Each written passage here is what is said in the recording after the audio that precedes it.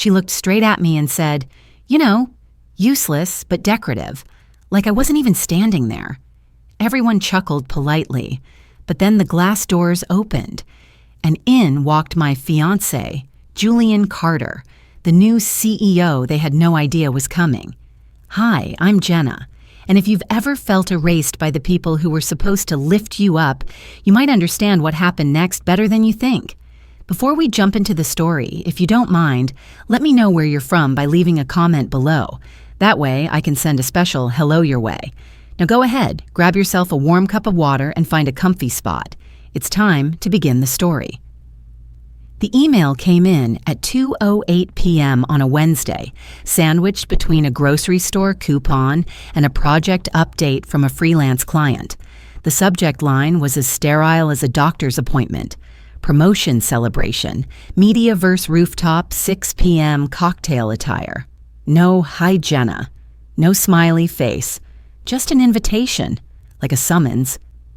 My sister Elaine always had a way of making even celebrations feel like performance reviews. I reread the message twice, mostly to be sure I hadn't missed something, anything that made it personal.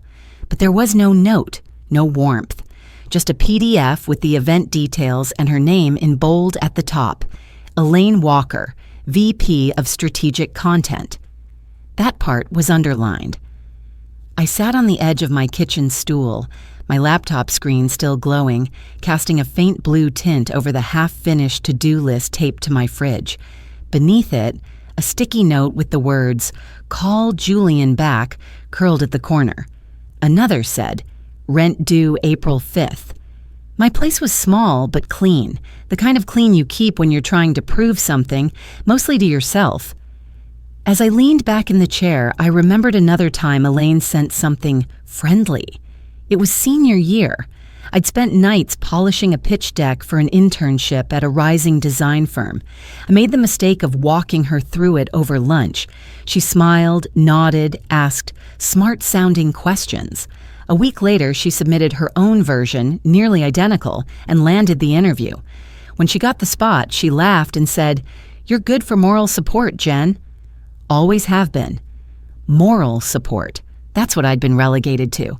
Background applause, family filler. I stood up and wandered to the sink, rinsing off a lone dinner plate from the night before. The silence in my apartment felt heavy, not lonely, just unshared. I checked my phone. A few texts from Julian, one photo of a half-eaten sandwich and the words, "This is what they call lunch in San Diego?" I smiled, then hit call. He picked up on the second ring. "Hey, babe," he said. "Everything okay?" "I got an invitation," I said, walking toward the window. "Elaine's having a promotion party, Mediaverse rooftop, this Friday." He was quiet for a beat. "Did she send it herself?" I laughed. "Technically, yes. Emotionally. Number it, read like a press release." Julian sighed. "Want me to fly in early?" "No," I said quickly. I want to do this alone." He didn't argue. That's one of the things I loved about him. He let silence be supportive, not uncomfortable. "Just remember," he said gently, "you don't have to be small to keep the peace." I nodded, even though he couldn't see me. "Thanks." After we hung up, I stared at the email again. There was something so deliberate about the way she phrased it. Cocktail attire, rooftop, no RSVP link, just a line at the bottom. "Please confirm attendance." That was Elaine's way of saying, don't embarrass me by showing up uninvited, and also, don't make a fuss if I pretend not to see you. A sharp ping broke my focus. A message from my mother. "Please don't cause a scene this time, Jenna. No greeting, no, how are you?" Just that. The same phrase she used when I asked why Elaine's graduation party had no photos of me on display, or when Dad toasted Elaine's new car but forgot I had moved apartments that same week. Don't cause a scene. I hadn't. Not once. But silence, I've learned, can look like sabotage when you're the only one not smiling. I closed the laptop and walked down the hallway to the bathroom. My reflection greeted me with tired eyes and chipped nail polish, the straightener on the counter still warm from this morning's half-hearted attempt to smooth the frizz. I leaned closer. "You're not going for her," I said aloud. "You're going for you." It sounded brave in the mirror. It felt smaller in my chest. I pulled open the closet door. The best I could manage was a navy wrap dress that still held its shape after 3 seasons. Not exactly rooftop glam, but it didn't wrinkle, and that felt like a small win. I folded it over a hanger and laid it gently on the bed. Back at my desk, I clicked open the email again. My cursor hovered over the reply box. It's strange how something as small as a yes can feel like an act of resistance. My heart ticked like a second hand on a cheap watch. I typed 3 letters. Yes, paused, then hit send. No confetti, no fireworks, just the quiet victory of doing the thing I wasn't supposed to. As I sat back, the screen dimmed. Another ping. A text from Julian. "Are you sure I shouldn't come?" I didn't answer. Not yet. I arrived 5 minutes early. Not too eager, not too late, just forgettable enough to blend in. The kind of timing that doesn't ask for attention. It was a habit, really. Years of entering rooms where my presence felt optional had taught me how to show up without taking up space. The rooftop at Mediaverse looked like a Pinterest board brought to life. White string lights zigzagged above a spread of mini crab cakes, shrimp skewers, and sparkling rosé served in thin glasses that tipped too easily. The sky was dipping into soft orange, the kind of spring sunset that makes even glass buildings look warm. No one greeted me. I wasn't surprised. I made my way toward the buffet, stopping just short of the inner circle forming near the center. Elaine stood there in a deep green dress that caught the light every time she shifted her weight. Her laugh floated up like a performance. She touched arms when she spoke, nodded meaningfully, tilted her head like a headline photo come to life. I poured myself a glass of sparkling water and sipped slowly. The bubbles burned a little. Just as I took a step toward the group, Greg Tully appeared. I knew his face from a panel Elaine posted last year. He was the one who made offhand jokes that sounded like compliments. His suit was 2 shades too tight, and his smile even tighter. "VIPs only," he said, standing half a step in front of me. Then he grinned. "Kidding, kinda." I gave a polite nod and stepped back, not because I agreed, but because I knew this dance. Elaine had taught me long ago that some parties had rules no one said aloud. I found a spot near a planter where a low hedge gave me something to pretend to examine while I watched the gathering swirl. I took another sip of water and scanned the room. People mingled in small clumps, laughing too loud, adjusting their name badges, checking their teeth in the reflection of the glass panels. A waiter offered me a flatbread bite on a silver tray. I took one, held it too long, then returned it without tasting. Elaine's voice cut through the hum. "If I can have your attention for a moment." It was smooth, practiced, the voice of someone who liked microphones. The crowd hushed with the kind of ease that said this was her room. She stood tall, her heels adding inches she didn't need, and held the stem of her glass like it was part of her hand. "I just want to thank everyone for being here tonight. This promotion means more than a title. It's a reflection of the team, the mentors, and the family that shaped me." Her eyes swept the crowd like a scanner. She paused, just long enough that my heart lifted, waiting, but she moved on. "To my colleagues, thank you for your brilliance. To leadership, thank you for trusting me. And to those who believed I could carry weight even before I had the title to prove it." There it was. The omission. My name, skipped over like an unread line in a contract. I felt it more than heard it. The silence where my name didn't go. She kept speaking. "We all know someone who means well but stays stuck. You know, useless but decorative." Laughter rippled through the group. Not loud, but enough. Enough to sting. I didn't blink. I didn't move. The glass in my hand felt suddenly heavier. I focused on the condensation sliding down my fingers, focused on the white linen napkins folded like flowers on the tray next to me, focused on anything but her. Elaine smiled, raised her glass, to turning invisible burdens into inspiration. That's when her eyes found mine. Not a glance, a look, sharp, deliberate, triumphant. That was the moment I knew this wasn't offhand. It wasn't a slip. It was choreography. Every word of it. I thought back to my 17th birthday party when she toasted to Jenna for keeping things light. Sometimes silence is the best contribution. Everyone laughed. I did too, then. Now I stood still, my cheeks burning. Not from shame, but from recognition. She hadn't changed. Only the lighting had. A woman to my left whispered, "That was bold." I wasn't sure if she meant Elaine or me, for standing there and not leaving. Greg chuckled in response and clinked glasses with another executive. No one looked at me directly. It was like watching a show where I'd been miscast. But I stayed, planted, rooted, even if the air around me was thin. The crowd shifted, dispersing into groups again. Elaine moved effortlessly from handshakes to back pats, each motion a mark of belonging. A murmur rose behind me. Is that the new CEO? I turned slightly, catching the reflection of someone tall, dark suit, familiar silhouette, walking through the glass doors. But I didn't turn all the way. Not yet. Something was changing.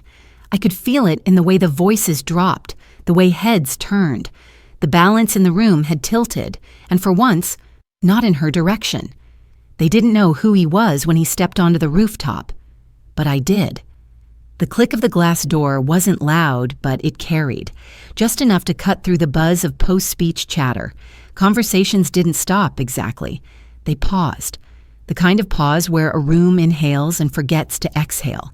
I recognized his silhouette immediately. The clean lines of his navy suit, the quiet confidence in the way he moved, unhurried, like he wasn't walking into something. He was arriving to claim it.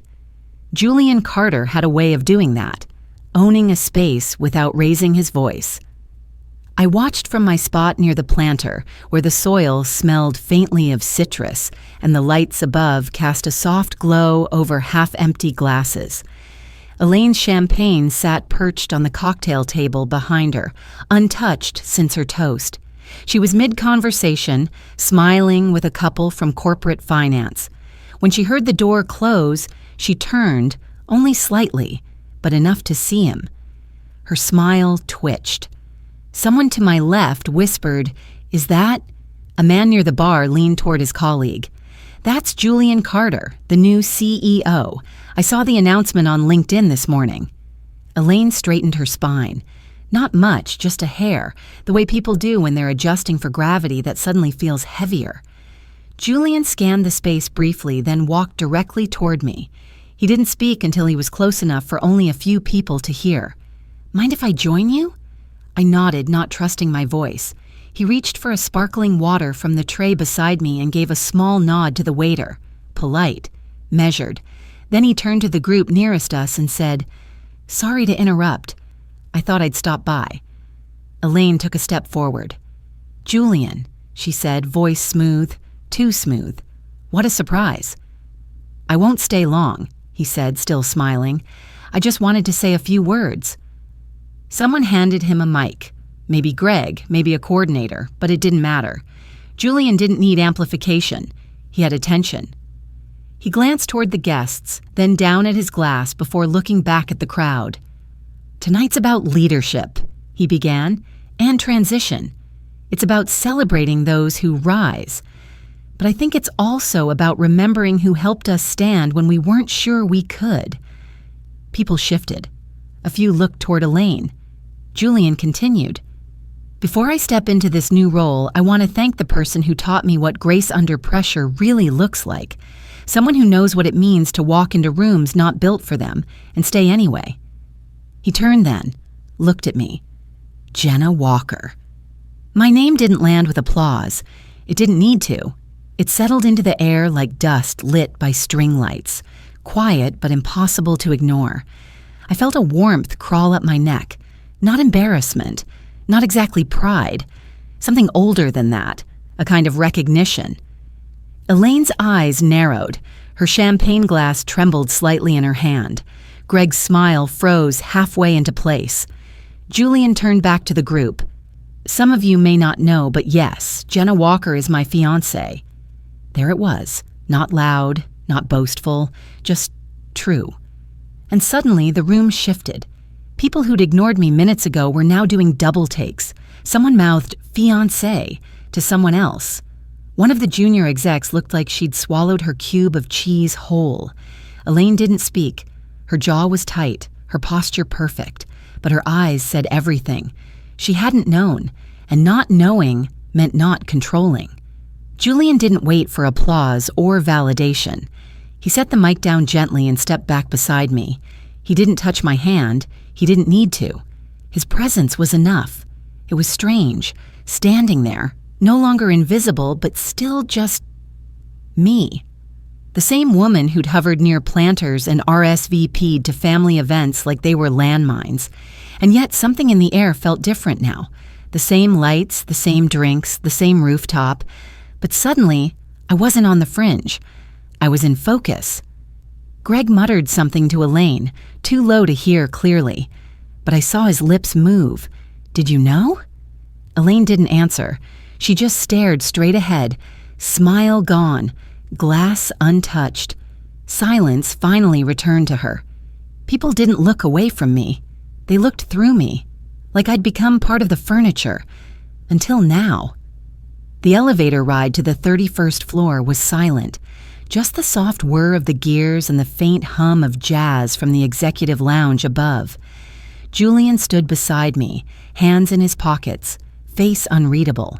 Not cold, just focused, like he was lining up his next move but didn't want to speak it aloud yet. When the doors opened, the air shifted. Cooler, dimmer. The rooftop buzz had given way to hushed tones, flickering sconces, and a lingering scent of lemon from the half-polished cocktail glasses. A tray of mini eclairs sat untouched beside a stack of linen napkins folded into tight triangles.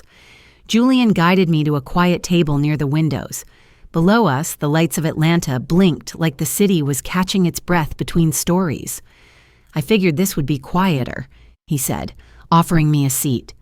I sat, still holding my glass, still tasting the echo of humiliation on my tongue. Julian didn't sit right away. He adjusted his cufflinks, a subtle stall, then leaned his hip against the table's edge. I've had my suspicions, he said finally, for weeks. I looked up. About what? He folded his arms. Elaine and Greg. HR flagged some strange activity in the internal feedback system, redundant evaluations, cross-referenced metadata that didn't match timestamps, too polished to be random. I didn't speak, just listened, heart slowing into something heavier. They stopped short of investigating, he continued, but it was enough to make me dig deeper. The elevator pinged again. We both turned. Camila Torres stepped out. She looked like she regretted it immediately. Eyes wide, posture stiff, arms wrapped around a canvas tote like it was a shield. Her blazer was slightly too big, sleeves rolled up just enough to reveal nervous wrists. Julian nodded once. Camilla. She hesitated, then walked toward us. I recognized her from the earlier part of the evening, one of the few faces that hadn't laughed during Elaine's speech, one of the even fewer who hadn't looked away when Julian said my name. She started, then stopped. Her voice caught like a snag in fabric. Julian gestured gently. Take your time. She reached into her tote and pulled out a flash drive. I don't know if this is the right thing to do, she said, but it's something I saved. Weeks ago. I didn't know what to do. But after tonight... She held it out like a confession. I took it. Julian grabbed his tablet from the table, unlocked it, and slid the drive into an adapter. The screen flickered, then loaded a folder titled Review Alternative Strategy 3 Back Channel. Inside, chat logs, message threads, internal notes. One stood out, a memo labeled Neutralizing Jenna, Tone plus Tactics. I leaned forward. Julian tapped to open it. The language was clinical, devoid of feeling. Lines like reframe perceived enthusiasm as volatility and seed quiet doubt around reliability. My name was in bold at the top, underlined, indexed. I said nothing. I didn't cry. I didn't flinch. I just nodded slowly, as if something loose inside me had finally clicked into place. Camilla sat down across from me, setting her bag on the floor. I didn't write any of that, but I was copied on some of it. I archived this because, I don't know, it felt wrong. I looked at her. Really looked at her. She wasn't faking concern. Her hands trembled, but not out of guilt, out of relief, like someone who had finally decided to stop pretending. I reached for my small notebook, the one I always carried but rarely used outside of late-night thoughts. I flipped to a fresh page, uncapped a black pen, and began to write.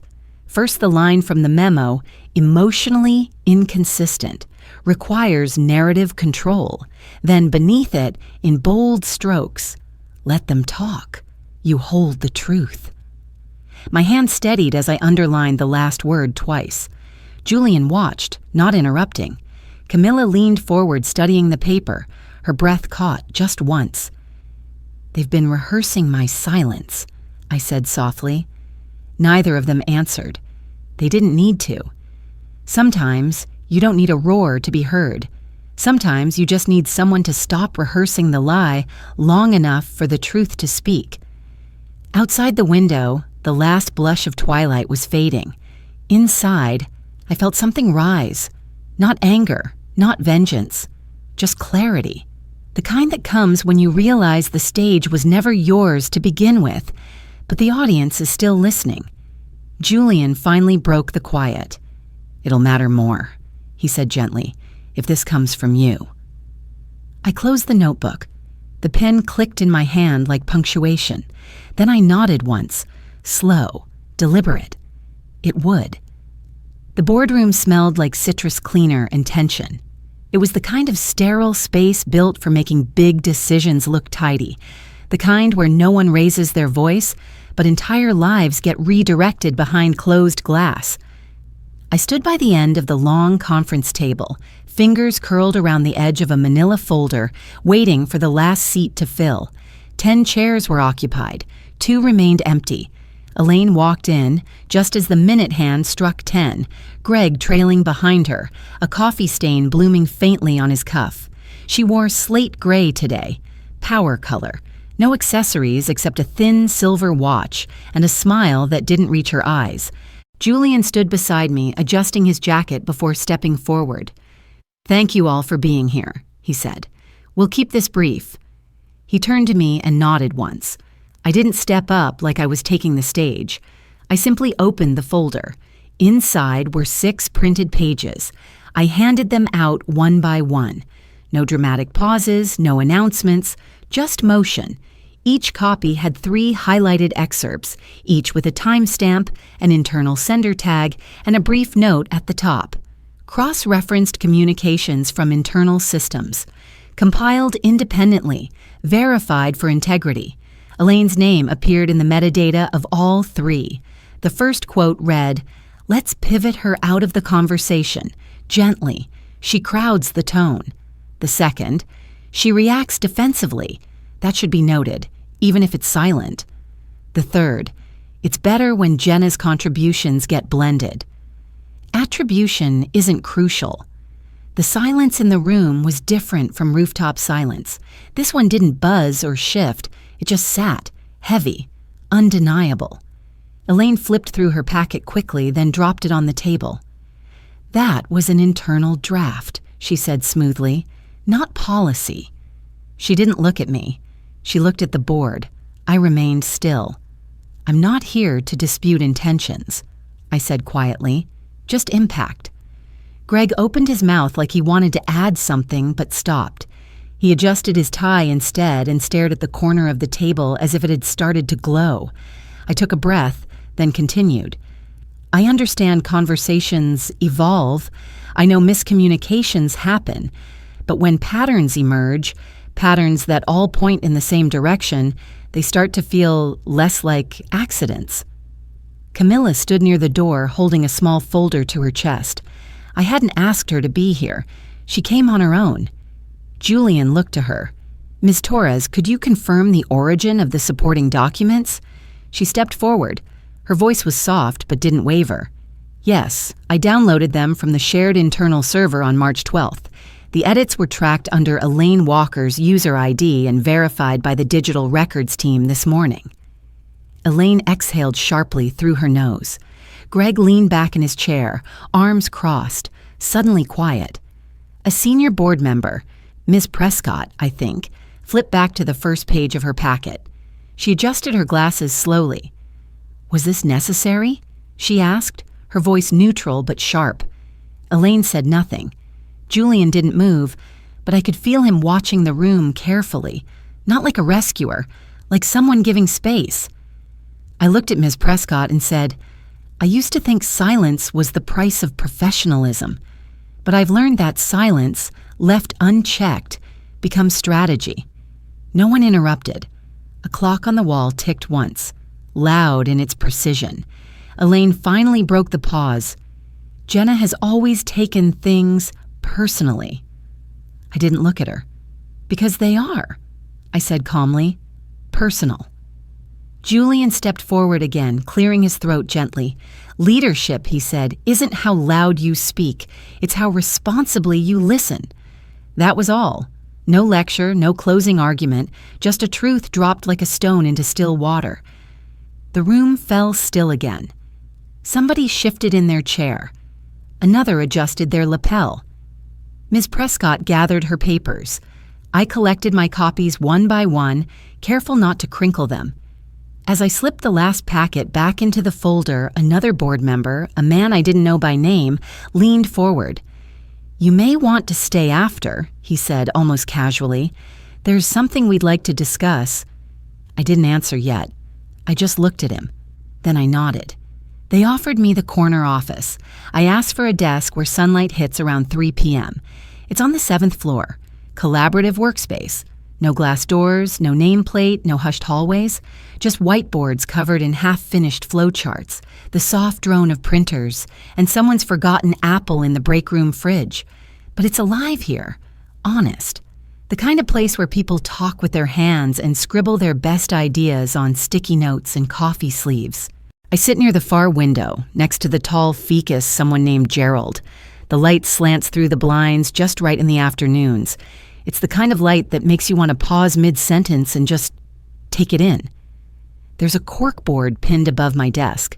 On it is a wrinkled post-it I found at the bottom of my old purse a week ago. It says useless, but the word is crossed out. Beneath it, in my handwriting, a small check mark. I didn't plan it. I just wrote it one day and stuck it there, quietly, without ceremony. Camilla passed by this morning with a stack of folders. She glanced at the board and smiled. "You know," she said, lowering her voice, "people still talk about that night." In a good way. I didn't answer right away, just smiled back and said, "Thanks." We both knew which night she meant, but we didn't need to name it. Some things echo better in silence. Julian swung by around 10, 2 coffees in hand. He placed one on my desk and kissed the top of my head, then backed away without lingering. It wasn't a grand gesture. It was just respect. He knows this space is mine, and that means more to me than any title could. I was halfway through reviewing a new content proposal when Maya stopped by. She's our new intern, 22, full of cautious energy and notes in 4 colors of ink. She hesitated before speaking, shifting the weight between her feet. "Hi, Jenna. I just wanted to say thank you," she said, "for making space, for someone like me." I looked up. Her eyes were wide but steady. "You don't have to thank me," I said. Then I reached into my drawer and pulled out a fresh notepad. I handed it to her. "Don't let anyone else define your margin," I told her. She blinked, then smiled. A real one. The kind that travels up to the eyes. After she left, I sat still for a moment, just listening to the room, the hum of the floor, the sound of keys tapping, the soft, layered sound of people building something together. There was no applause, No spotlight, just breath and rhythm. And I felt it. That strange, quiet thing no one teaches you how to name. Peace. Not because everything was perfect, but because I'd stopped waiting for someone else to hand me permission to take up space. I remembered when I was 12 and drew my dream job in crayon. It was a big desk by the window, and no one interrupted me when I spoke. Turns out, that's still the dream. My computer pinged. I glanced at the notification. Elaine Walker viewed your LinkedIn profile. I didn't click it. I simply logged off. And then I got back to work. There was no applause when I logged off that day, just a quiet kind of knowing that I'd finally stepped into the space I was always meant to hold. Not because someone handed it to me, but because I stopped shrinking to fit the rooms I'd been given. In life, people will sometimes write you out of the story, but it's still your voice that shapes the truth. Standing up doesn't always look like raising your voice. It can look like showing up anyway, staying grounded, and choosing not to vanish when it's easier to stay silent. When we reclaim our own worth with calm and clarity, we make room for others to do the same. If this story brought something to the surface for you, maybe a moment where you had to stand alone or found your strength in quiet ways, I'd love to hear it.